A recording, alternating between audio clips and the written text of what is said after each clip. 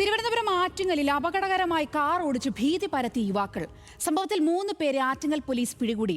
അപകടകരമായ ഡ്രൈവിംഗ് ചോദ്യം ചെയ്ത നാട്ടുകാരോട് പ്രതികൾ അസഭ്യം പറയുകയും പ്രകോപിതരാകുകയും ചെയ്തു.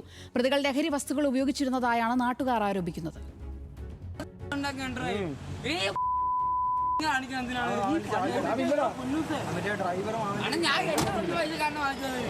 തിരുവനന്തപുരം ആറ്റിങ്ങൽ ഐലം ഭാഗത്തു നിന്നുമെത്തിയ മാരുതി കാറാണ് അപകടകരമായ രീതിയിൽ ഓടിച്ച് ഭീതി പരത്തിയത്.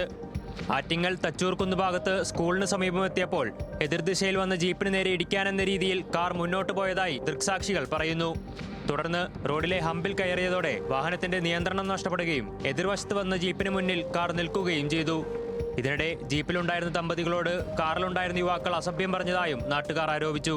കാൽനടയാത്രക്കാരായ സ്ത്രീകൾ ഉൾപ്പെടെയുള്ളവരോടും മോശമായി പെരുമാറുകയും സംഭവത്തിന്റെ ദൃശ്യങ്ങൾ പകർത്തിയവരെ അധിക്ഷേപിക്കുകയും ചെയ്തതായും പറയുന്നു.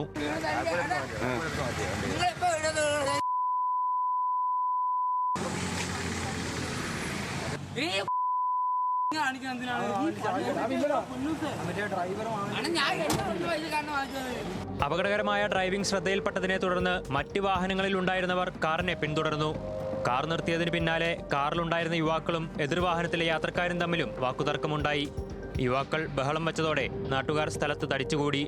തുടർന്ന് വാഹനമെടുത്ത് കടന്നുകളയാൻ ശ്രമിച്ചെങ്കിലും നാട്ടുകാർ തടയുകയായിരുന്നു. ഇതിനിടെ വാഹനമോടിച്ച യുവാവും ഒപ്പമുണ്ടായിരുന്ന സുഹൃത്തുക്കളും തമ്മിലും കയ്യാങ്കളിയുണ്ടായി. വിവരമറിഞ്ഞെത്തിയ ആറ്റിങ്ങൽ പോലീസ് വാഹനത്തിലുണ്ടായിരുന്ന 3 യുവാക്കളെയും കസ്റ്റഡിയിലെടുത്തു. ഇളമ്പ സ്വദേശി വിഷ്ണു, മുതാക്കൽ സ്വദേശി അഖിൽ, പോത്തങ്കാട് സ്വദേശി ശ്രീജിത്ത് എന്നിവരെയാണ് ആറ്റിങ്ങൽ പോലീസ് കസ്റ്റഡിയിലെടുത്തത്.